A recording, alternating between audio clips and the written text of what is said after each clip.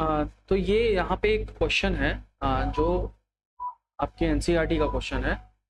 तो एनसीईआरटी का एग्जाम्पल का क्वेश्चन, तो मैं इसको सॉल्व करता हूँ। अच्छा क्वेश्चन है, इसको अपन सॉल्व करेंगे और समझेंगे कि क्वेश्चन कैसे हुआ। तो इस क्वेश्चन में सबसे पहले तो देखो ध्यान से, यहाँ पे एक ऐसे अरेंजमेंट सी दी हुई है, ये अरेंजमेंट दी हुई है। अब इस अरेंजमेंट में सबसे पहले समझो कि यहाँ पे पॉइंट ए है और यहाँ पे पॉइंट बी है और यहाँ पे पॉइंट सी है। तीन जगह पे हमें निकालना है इलेक्ट्रिक फील्ड की इंटेंसिटी। और किसकी वजह से निकालना है? दो चार्ज रखे हुए हैं, एक Q1 और एक Q2। ये दो चार्ज रखे हुए हैं, इनकी वजह से हमें इलेक्ट्रिक फील्ड की इंटेंसिटी इन दोनों पोजीशन पे चाहिए। ठीक, इतनी बात समझ में आ गई। अच्छा, क्वेश्चन में बहुत सारी चीज़ें और भी दे रखी हैं, जैसे कि डिस्टेंस सारा दे रखा है 0.05, यहाँ पे 0.05, यहाँ पे डिस्टेंस 0.05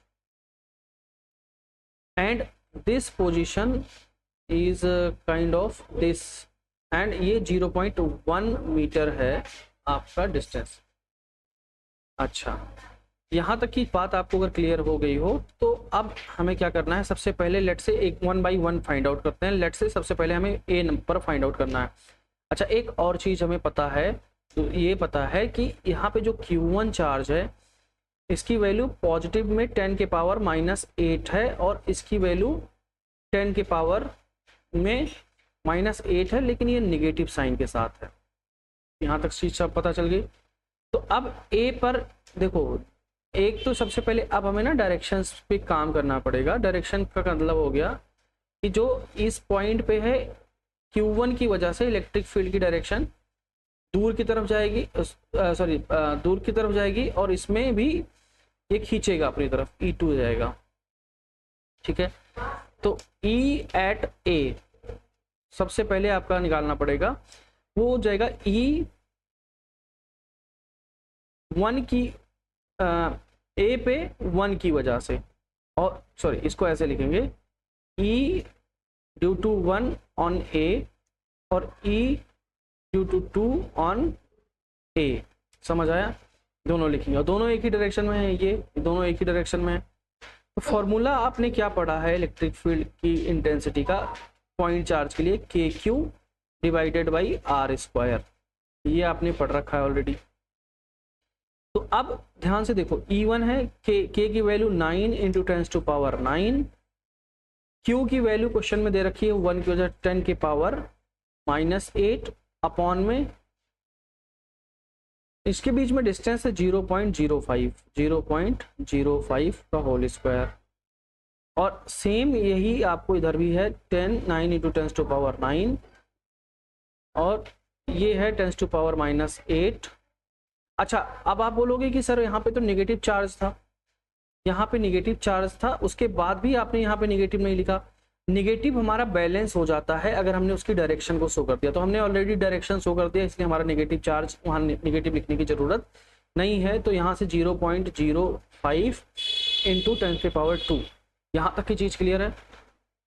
इसको थोड़ा सा आप सॉल्व करिए, सॉल्व करने के बाद जो कर लेते हैं, 10⁸ इधर गया 1 बचा और इधर हो गया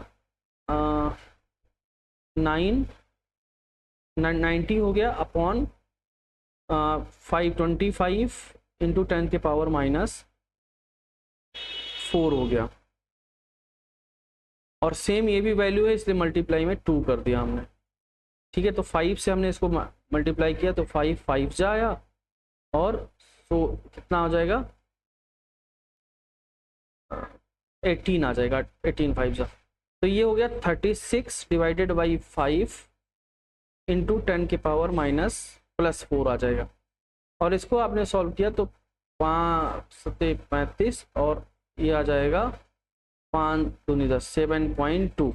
तो आंसर जो आया आपका आया 7.2 इंटू 10⁴, और इलेक्ट्रिक फील्ड के न्यूटन पर कूलाम इसका यूनिट होता है। ये आपका 7.2 न्यूटन पर कूलाम आ गया। आई होप इतनी सारी चीज़ें आपको समझ में आ गई होंगी। अब हम इस क्वेश्चन में और फर्दर आगे बढ़ते हैं। इस क्वेश्चन में अब हमें पूछा है कि ये तो हमने 1A पे निकाल लिया, अब हमें निकालना है B पे। चलिए हम B पे निकाल के देखते हैं। तो B वाला पोजीशन जो है आपका ये है। अब नाउ हमें E on V find out करना है।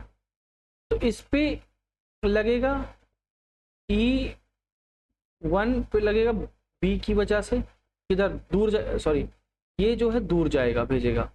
ये 2 की वजह से पास बुलाएगा क्योंकि यहाँ माइनस चार्ज है, और ये दूर भेजेगा। ठीक है, तो हम एक काम करते हैं E2B माइनस E1B कर लेते हैं, क्योंकि हम इस डायरेक्शन में पॉजिटिव मान के चल रहे हैं। अगर आंसर हमारा करेक्ट हुआ तो हमारा आंसर पॉजिटिव ही आएगा, अगर करेक्ट नहीं हुआ तो ये हमारा क्या हो जाएगा, नेगेटिव आ जाएगा, जिससे हमें ये पता चल जाएगा कि हमारा आंसर जो है, जो हमने माना है वो सही नहीं है। ठीक है, नाउ देखो ध्यान से। अब अगर तुम निकालना चाहते हो इसको इस पॉइंट पे निकालना चाहते हो तो क्या होगा आपको, के की वैल्यू पता है 9 इंटू 10⁻9 इंटू किसकी वजह से निकाल रहे हैं, 2 की वजह से निकाल रहे हैं। अगर 2 की वजह से आप निकाल रहे हो तो आपको एक और चीज यहाँ पे ध्यान रखना पड़ेगा, और वो क्या है, यहाँ से यहाँ तक के बीच की डिस्टेंस, यहाँ से यहाँ तक के बीच की डिस्टेंस जो है आपकी कितनी है। अगर आप टोटल चेक करो, ये देखो 0.5, यहाँ गलती करी हुई है, ये टोटल आप जोड़ोगे तो ये 0.15 हो जाएगा। तो यहाँ से 9 इंटू 10⁻9 और Q की वैल्यू है 10⁻⁻8, हमने साइन अपने आप से बैलेंस कर लिया है, और यहाँ पे 0.15 का होल स्क्वायर हो जाएगा। ठीक है जी, इतना हो गया। अच्छा, इतना हमको समझ तो आ गया, आगे क्या करना है,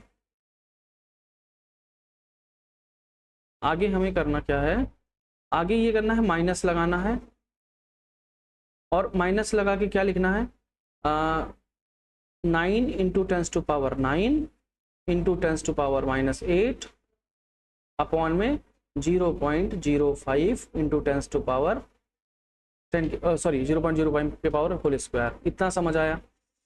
इसको आप जब सॉल्व करेंगे तो आपका जो आंसर आएगा वो आएगा, आप इसको घर पे अपने सॉल्व कर सकते हैं, वो आएगा, मैं डायरेक्ट लिख देता हूँ 3.2 इंटू 10⁻4 आएगा।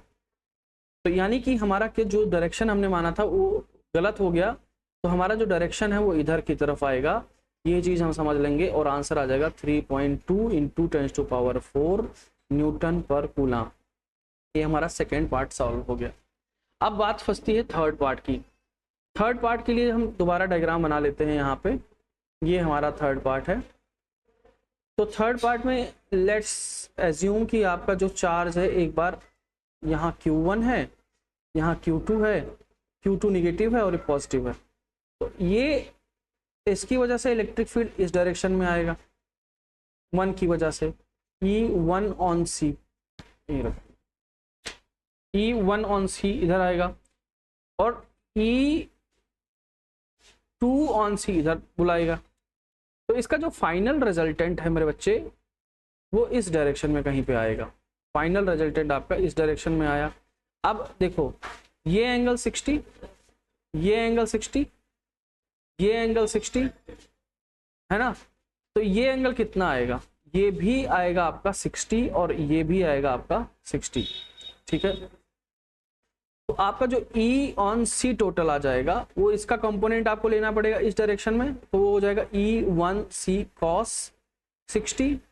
इसका कंपोनेंट इधर लेना पड़ेगा E2C cos 60। नाउ क्या हो जाएगा आपका E1C cos 60 डिग्री और E2C cos 60 डिग्री। ये आपके दो कंपोनेंट्स हमने निकाल लिया।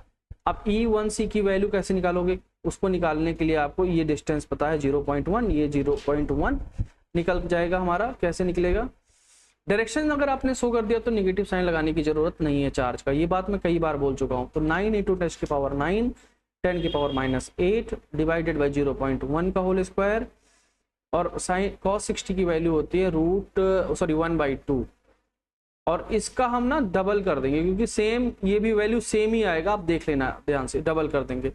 2 से 2 कैंसिल हो गया। आप इसको सॉल्व करिए, आंसर कितना आ जाएगा इसको सॉल्व करने के बाद जो आपका आंसर आएगा वो 9 इंटू 10⁻³ निकल के आएगा न्यूटन पर कूलम। और ये आपका फाइनल आंसर है। तो आपके आंसर क्या क्या आ गए, एक तो ये आया, एक ये आया और एक ऊपर ये आया था। आई होप ये क्वेश्चन आपको समझ में आ गया है। ये एग्जाम्पल नंबर 1.8 है और ऐसे ही क्वेश्चंस करने के लिए हमारे चैनल से आप जुड़िए, आपको मिलेंगे ऐसे ही बढ़िया बढ़िया सवाल।